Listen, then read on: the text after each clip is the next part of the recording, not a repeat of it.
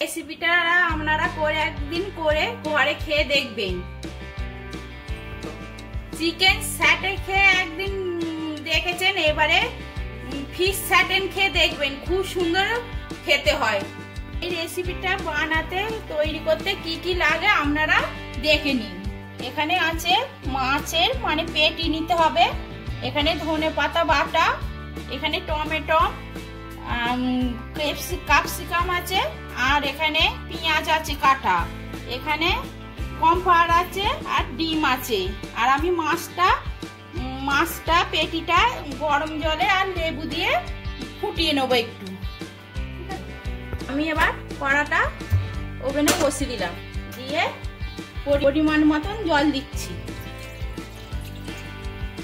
বেশি জল দেবো না, কম করেই দেবো। এবার আমি এই মাছটা দিয়ে দেবো, এই গরম জলে দিয়ে দিলাম মাছটা।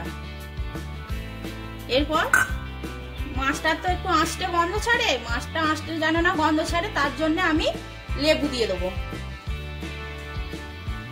আর একটু পরিমাণ মতন নুনও দিয়ে দেবো, নাহলে মাছটার ভেতর নুন ঢুকবে না। একটু নুন দিয়ে দিলাম পরিমাণ মতো। এবার মাছটা সেদ্ধ হয়ে গেছে, আমি এবার কড়া থেকে নামিয়ে নিলাম।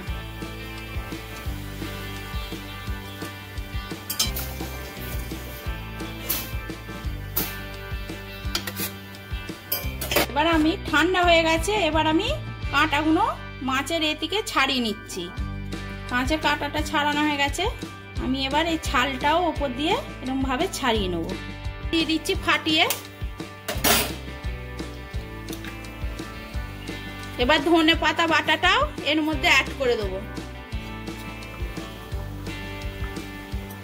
করে এবার আমি ব্যাটারটা এরকম ভাবে তৈরি করে নেব। আপনারা চামচ দিয়েও করতে পারেন, আমি হাত দিয়েই ব্যাটারটা তৈরি করে নিচ্ছি। এবার আমার ব্যাটারটা ভালোভাবে তৈরি হয়ে গেছে। এরকম ভাবে আপনারা ব্যাটারটা বেশ জানো না ডালা থাকে, এরকম ভাবে তৈরি করে নেবেন। এবার আমি মাছটা পিস পিস করে এরকম ভাবে কেটে নিচ্ছি। আপনারা এরকম ভাবে কেটে নেবেন, যেমন চিকেনের পিস হয় সেইভাবেই করতে হবে। একটা পিস কাটা হয়ে গেছে, আর একটা আমি ওরম ভাবেই শেপে কেটে নিচ্ছি।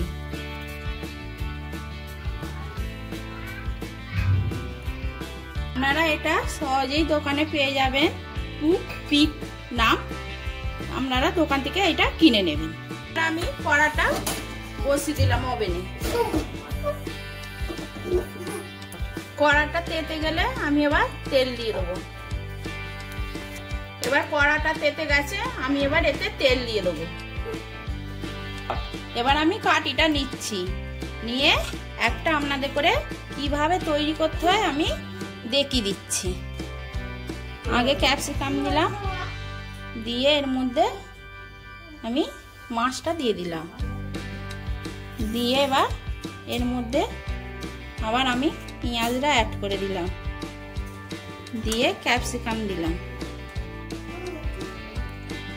দিয়ে আবার একটা এর মধ্যে আমি মাছ দিয়ে দিলাম, দিয়ে একটা টমেটোও অ্যাড করে দিলাম। এইভাবে আপনারা তৈরি করে নেবেন। এবার সেই ব্যাটারটা তৈরি করে রেখে দিয়েছিলাম, সেইটা এবার এরকম ভাবে ডুবিয়ে একটা একটা করে আমি কড়াই ছেড়ে দেবো।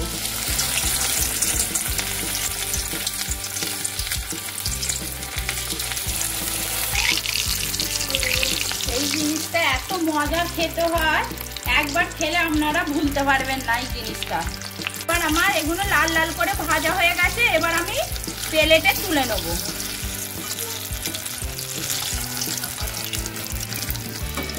এরকম ভাবে আপনারা লাল লাল করে ভেজে নেবেন। আমার ফিশ স্যাটে তৈরি হয়ে গেছে। আপনারা এরকম ভাবে ঘরে খেয়ে দেখবেন। আপনাদের ঘরে বাচ্চারা না যদি মাছ খেতে চায়, এরকম ভাবে করে দেবেন, বুড়ো থেকে বাচ্চা থেকে সবাই মজা করে এই জিনিসটা খাবে। নমস্কার।